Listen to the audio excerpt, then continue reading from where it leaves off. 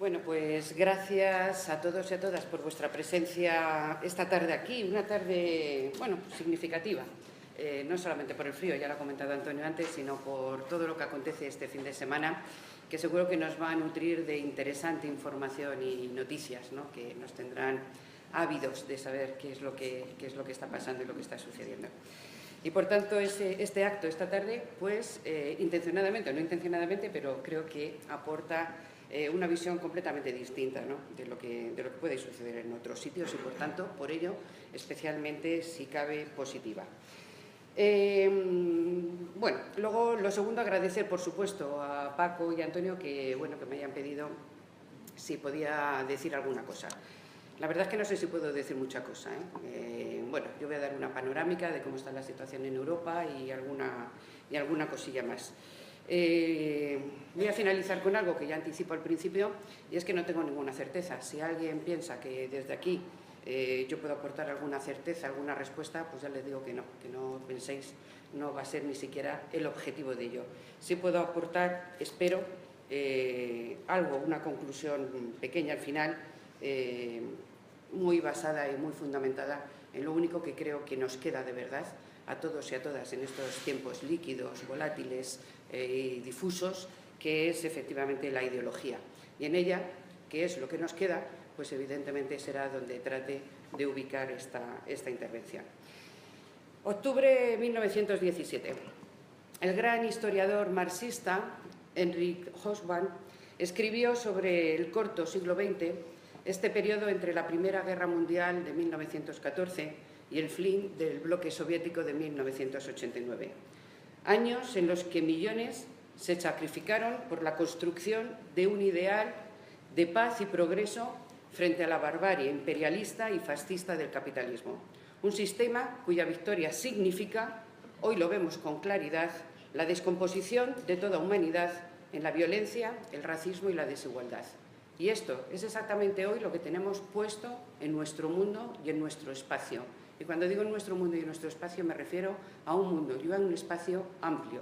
Lamentablemente estamos viendo nuevamente cómo el capitalismo, además acompañado de ese nuevo sujeto determinado como neoliberalismo, me acababa de pasar Paco, voy a aprovecharlo para comentarlo, un artículo fabuloso sobre el neoliberalismo progresista, que después, si en algún momento, bueno, pues luego podemos dar la referencia, que yo creo que está muy bien.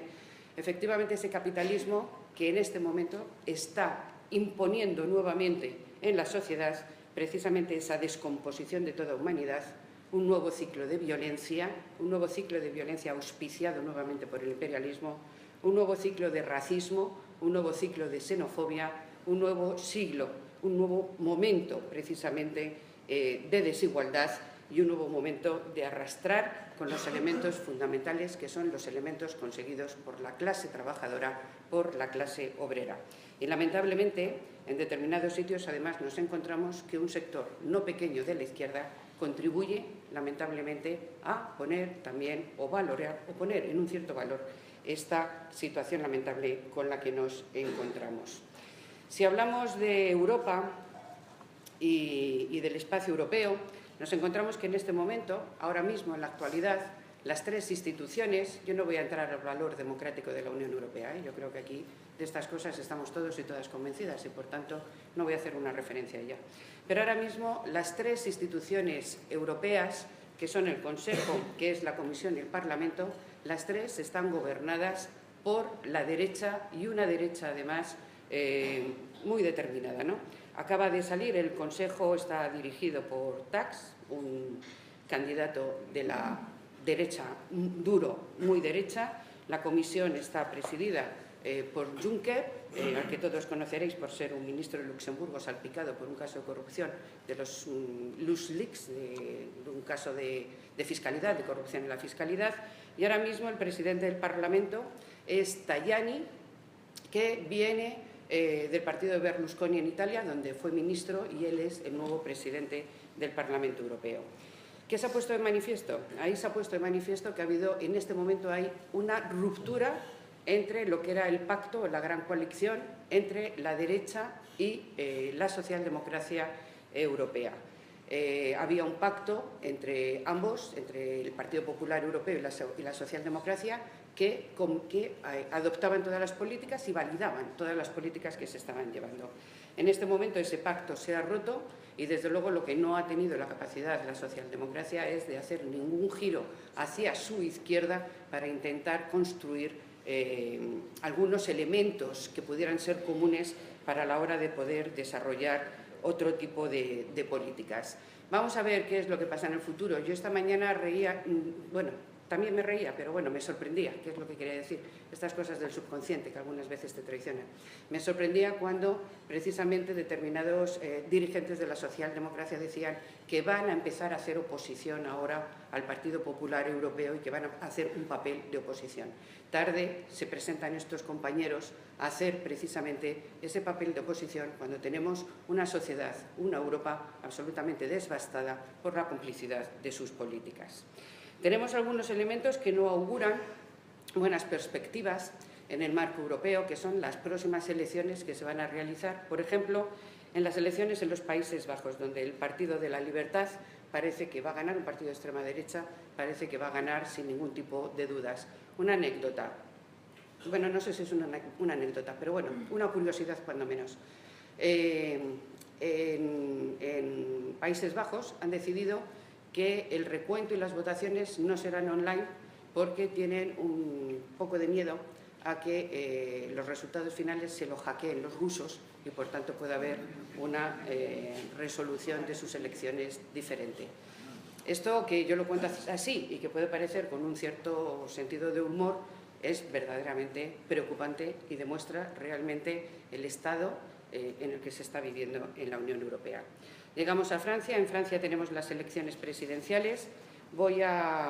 Tenemos aquí a Raúl, que está escribiendo en la réplica qué es lo que está sucediendo precisamente en las elecciones, y yo no le voy a citar porque voy a decir cosas que escribe él, pero que sepáis que el autor es precisamente Raúl y que le podéis seguir porque está haciendo un análisis sobre las elecciones en Francia riguroso, exhaustivo, y que verdaderamente creo que merece la pena que vayamos viéndolo.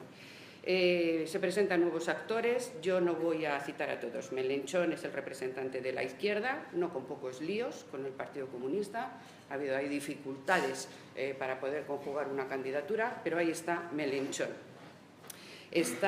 Por supuesto, está Hamon, que sí le voy a dedicar un segundo, que es el representante del Partido Socialista, que sabéis que, al igual que... no al igual, pero voy a hacer un paralelismo que no se corresponde exactamente, pero creo que es oportuno que lo hagamos.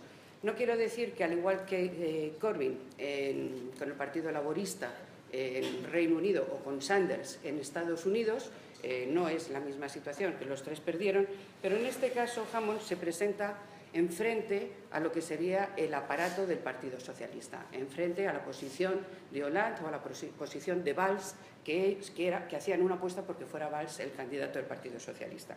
Bueno, Hamon sale como candidato elegido y desde el minuto 1 el resto del partido, con Hollande y con Valls a la cabeza, se han puesto directamente en contra, a trabajar en contra precisamente de Hamon para las elecciones de París. Curiosamente, si se tendría que haber reforzado en una posición hacia la izquierda, ha perdido apoyos de forma significativa también por la izquierda, porque en su lista ha incorporado a Miriam El Khomri, responsable de la reforma laboral en Francia, que evidentemente no va a aportar, desde nuestra perspectiva, desde luego, ningún elemento positivo. Está Fillon, el candidato de la derecha, salpicado por casos de corrupción, pagos irregulares a su mujer, a sus hijos, etcétera, que no sabemos, de momento no va a abandonar la candidatura, pero no sabemos qué pasará. Pero realmente la clave la tenemos en dos elementos que yo creo que es importante dedicarles un segundo. El primero, Marine Le Pen. No hace falta que diga nada de ella, la conocéis sobradamente. Está en las encuestas, 25% de voto, de intención de voto, discurso nacionalista, xenófobo, repliegue nacional, en fin, un discurso duro. Bueno, ahí anda y anda moviendo verdaderamente población, con un discurso que se acerca además extraordinariamente a la clase trabajadora y a la clase obrera, porque enfoca muy bien un elemento. Culpabilizo a quien es propia víctima del capitalismo, pero le pongo como el chivo expiatorio y le responsabilizo de todos los males y de todas las culpas, y por tanto es muy fácil generar una conciencia en contra. No ataca al propio sistema como elemento central, como el sistema que es el que provoca las desigualdades y los problemas, sino que busco simplemente el elemento víctima del sistema al que culpabilizar, como es el inmigrante, y por tanto hago una apuesta en esa dirección. Bueno, ahí está Marine Le Pen. Pero a mí si algo me está sorprendiendo es la interrupción de Macron en las elecciones. Macron, que con un discurso de flexibilidad en el marco laboral y seguridad en algunos aspectos de carácter social, resulta que apuesta por los emprendedores y la emprendeduría. Ahí lo dejo, luego si queréis podemos hacer algún comentario, y desde luego se define, Paco, esto te va a encantar, que no son ni de izquierdas ni de derechas y que obedecen a una mayoría transversal, que es a quien quieren dedicarse y a quien quiere que sea su parte de voto. Parte de una intención del voto del 21%. Nada, como veis, desdeñable. Veremos a ver qué pasa. En la primera vuelta es el 23 de abril, la segunda vuelta, luego que sea a finales de mayo o junio, donde supuestamente se unirán las partes para que no salga Marine Le Pen. En cualquier caso, el discurso de la derecha, si sale de la derecha, está siendo también un discurso muy duro, también muy duro, que sin caer, porque no va a ir en contra, evidentemente, del establishment, de salirse de Europa, de tener otro tipo de posicionamientos, pero está siendo también un discurso muy duro con la inmigración, un discurso muy duro también con las libertades que tenemos. Bueno, veremos a ver qué es lo que pasa, evidentemente, ahí. ¿Cuál es el tercer o el cuarto? No sé, ponerle en el número que queráis, no es por número de importancia, de los elementos que están alterando la vida en esta Europa. Bueno, pues uno de los elementos que está también alterando la vida en esta Europa es el Brexit. Los referéndums últimamente los carga el demonio y no salen como la gente tiene previstos que salgan. Y entonces el Brexit se ha llevado por delante la concepción esta de que en Europa se estaba haciendo todo bien para, evidentemente, las grandes multinacionales, las grandes transnacionales, para todo el sistema financiero, sin ninguna duda, pero para la población, evidentemente, algo se estaba haciendo mal. Y el Brexit es el resultado de ese algo mal se está haciendo para la población, que no ve, que no tiene ninguna salida ni ninguna posibilidad al paro, a las desigualdades, a la fragmentación en el empleo, a la precariedad, a los bajos salarios, a la falta de recursos, a la privatización de los servicios públicos, de la sanidad, de la educación y de muchos otros elementos que se tienen. No había plan B en Europa para el Brexit. Nadie contaba con ello. Nadie contaba con que efectivamente en Reino Unido la población pudiera votar que si quería estar fuera del marco europeo. Por tanto, la sorpresa ha sido mayúscula, la decepción también ha sido mayúscula, la depresión también ha sido importante, y esto ha abierto una brecha en la que los presidentes y las instituciones han hecho una convergencia en un paquete de cambios institucionales para todo el conjunto de la Unión Europea, para reforzar y para hacer una Europa con otras características que atiendan las necesidades de la población. Que estos cambios institucionales, veremos a ver cuáles son los resultados que tienen. Yo voy a decir el único cambio que podría producirse en Europa, el único cambio, es que fuera una Europa federal, con los riesgos, y evidentemente yo lo planteo y es un ámbito a debatir, que fuera una Europa federal y donde auténticamente se hicieran políticas de izquierdas, cosa que no va a suceder, ya lo anticipo, y donde verdaderamente los valores fueran otros que no son precisamente los que se están planteando. Como diré algo de esto al final, lo voy a dejar ahí. Otro de los elementos que ha generado una gran tensión en Europa y en el mundo son las elecciones norteamericanas. Ahí tenemos a Trump. Bueno, ¿qué va a significar Trump? Pues de momento significa un pánico escénico en el marco de los grandes núcleos económicos y financieros dentro de todo el mundo, pero también dentro de la Unión Europea. pone determinados elementos que podríamos valorar desde una perspectiva que incluso pudieran ser beneficiosos, ¿no? Pero yo creo que no debíamos o no deberemos dejarnos llevar por algunas cuestiones, independientemente de que alguna música nos pudiera resultar en cierta medida complaciente. Es verdad que él va directo al núcleo de las grandes multinacionales, les va a marcar una agenda, les va a poner unas determinadas condiciones, pero no es menos cierto que él, de momento, más allá de todas sus manifestaciones racistas, xenófobas, homófobas, antifeministas, etcétera, que las podemos poner en ese marco, también es verdad que está poniendo grandes inyecciones de dinero a las multinacionales, está haciendo una rebaja de impuestos muy significativa para todas las empresas que se queden en Norteamérica, está haciendo un apoyo indudable a la industria armamentística, independientemente que nos pueda sonar bien un discurso anti-OTAN, pero tiene un apoyo indudable a toda la industria armamentística y, desde luego, ya ha dicho bien claro que el único interés que tienen los trabajadores es que se dividan, porque, desde luego, su objetivo es eliminar todo tipo de organización y representación de la clase trabajadora. Porque, como todo el mundo sabe, y el Fondo Monetario Internacional auspicia, los sindicatos, las organizaciones de los trabajadores, son elementos corporativos con los que hay que terminar, porque en aras a la libertad de mercado, mejor que cada uno individualmente se negocie sus propias condiciones, porque eso no pone freno, evidentemente, a esa libertad y a esa libertad de mercado. No voy a hablar de Polonia, donde la derecha cada día se instala más atentando contra todo. El referéndum de Italia, que se ha llevado a Renzi por delante, a mí personalmente no me da ninguna pena, me alegro profundamente que ese referéndum no saliera adelante.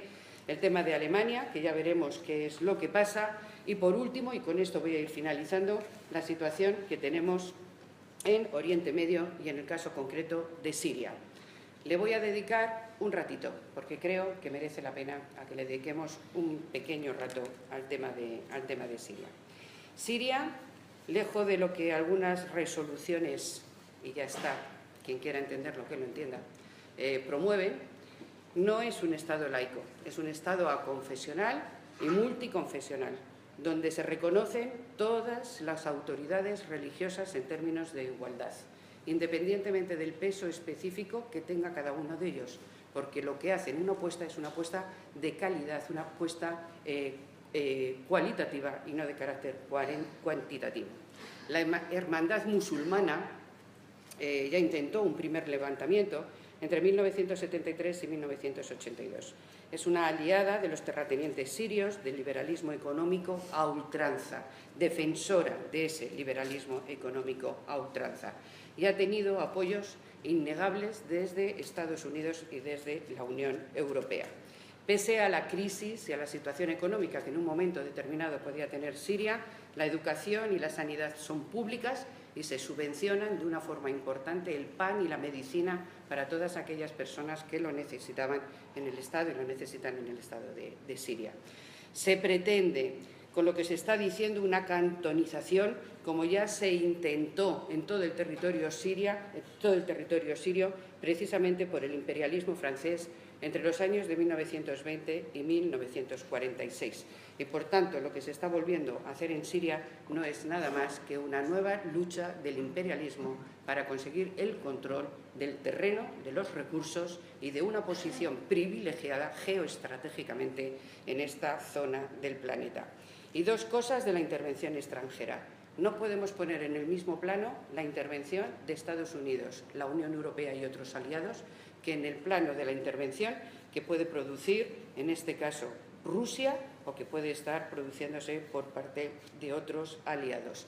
Y no es lo mismo porque el pacto firmado entre Siria y Rusia obedece a la Convención, a los criterios de Naciones Unidas, en el marco de la petición que tiene legítimamente un derecho, que tiene el derecho legítimo de un Estado de pedir ayuda a otro país, y se hace en ese marco de Naciones Unidas. No cabe la equidistancia en este momento, no cabe comparar las mismas situaciones que no se producen. No me voy a extender más. Yo creo que en estas situaciones, en estos casos, hay que hablar al menos con claridad y dejarnos no llevarnos por algo que lamentablemente nos pasa con demasiada frecuencia, y es que vale más la opinión del ONGismo dominante que marca nuestras vidas y nuestras direcciones, en vez del respeto, el respeto que no tiene ningún tipo de fisura al derecho internacional, a las convenciones internacionales, que es por donde debería, por lo menos la izquierda, transitar a la hora de tomar sus propias decisiones. Y en todo esto, ¿qué es lo que sucede? Pues en todo esto sucede que la izquierda parece que tiene miedo a decir su nombre. Esto es lo que está sucediendo, lamentablemente. Leía el otro día, no soy muy partidaria de dar nombres, el otro día ya lo hice, lo voy a volver a hacer. No soy, como digo, no le conozco de nada, de nada, personalmente ni nada por el estilo, pero me parece que es importante, lo digo esto para que nadie se piense en ninguna otra cosa. Obedece exclusivamente a leer algunas veces a otros, bueno, a otras personas. Bueno, pues leía el otro día una entrevista que le hacían a un filósofo, Alba Rico, al que todos y todas habréis cuando menos oído mentar. Y decía Alba Rico que hay un sector de la izquierda que vive en el pasado, que sigue proporcionando esquemas de interpretación muy cómodos, pero incompatibles con la realidad en que vivimos. Bueno, pues yo niego la mayor, lo niego rotundamente. Precisamente no vivimos en el pasado los que defendemos la izquierda y los valores de la izquierda, y defendemos, evidentemente, un mundo que tiene que avanzar hacia el socialismo, sin ninguna duda. No vivimos en el pasado y, desde luego, no estamos en absoluto cómodos en determinados esquemas. Lo difícil, en estos tiempos tan líquidos, donde el neolenguaje se está llevando todo por delante, lo difícil en estos tiempos es defender lo que una izquierda convencida defiende: el conflicto capital-trabajo como fuente principal de todos los conflictos. Los conflictos secundarios están ahí, pero no podemos convertirlos en los elementos centrales. El conflicto principal es el conflicto capital-trabajo, y hablar de esto no resulta cómodo. Hablar de lo que pensamos realmente de la explotación de los trabajadores no resulta cómodo. Plantear realmente cuáles son las políticas de una izquierda convencida no resulta cómodo. Lo cómodo es lo transversal, lo cómodo es lo líquido, lo cómodo es el poslenguaje, lo cómodo es enmascarar determinados discursos en elementos que son de una debilidad ideológica que, desde luego, la izquierda no se lo puede permitir. Y la izquierda deberíamos tener algunos elementos muy claros, que para ganar hegemonía, posiblemente en esos términos gramscianos, ahora que se lleva tanto, que podía estarse planteando, necesitamos algunas cosas. Y algunas de las cosas que necesitamos son la movilización de las ideas en primer lugar, porque la derecha, acompañados por determinados movimientos que pretenden no ser de derechas, nos están llevando a una exclusiva hegemonía del pensamiento donde la izquierda parece que no tiene cabida. Y la izquierda sí tiene cabida, y la tiene con mucha fortaleza. Por eso, movilización de ideas como la que se está haciendo con estos actos de la Comisión de Octubre son fundamentales, porque si entre nosotros no nos hablamos con claridad y reforzamos un pensamiento que nos lleve hacia el socialismo, tendremos evidentemente un problema. Reforzar el mundo del trabajo, si no reforzamos con los déficits y las dificultades que tengan los sindicatos, que también algún día no hay ningún problema, podremos hablar y tendríamos que hablar incluso, pero hay que tener claro que la fuerza de los trabajadores tiene que estar organizada en organizaciones que los representen y que nos representen, y por tanto lo que tenemos que hacer es fortalecer el movimiento sindical y contribuir a la organización del mundo de trabajo. Y todo esto para hacer una acumulación y una correlación de fuerzas favorables, porque si no construimos a través de la movilización de las ideas, a través de la organización, no construimos contrapoder, realmente no vamos a servir para el freno, para poner freno al avance del fascismo, no en los términos ligeros en los que ahora se llama fascismo a todo, precisamente para banalizarlo y que tenga otro componente, sino efectivamente para evitar que la homofobia, el racismo,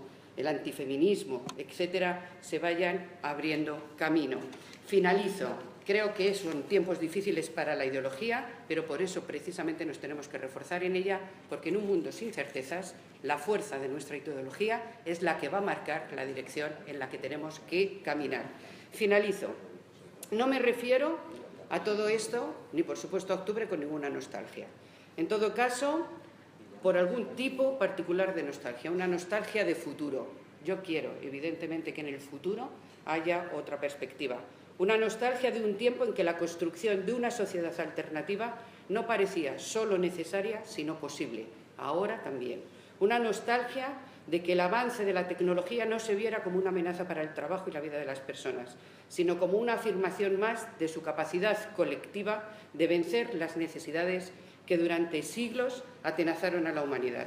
Nostalgia de un mundo sin explotados ni explotadores. Nostalgia de un mundo que, construido sobre las ruinas y las catástrofes del siglo XXI, terminó colapsando para devolvernos, lamentablemente, a los miedos, a la desigualdad y a la desnuda explotación que nos estamos encontrando en estos principios del siglo XXI.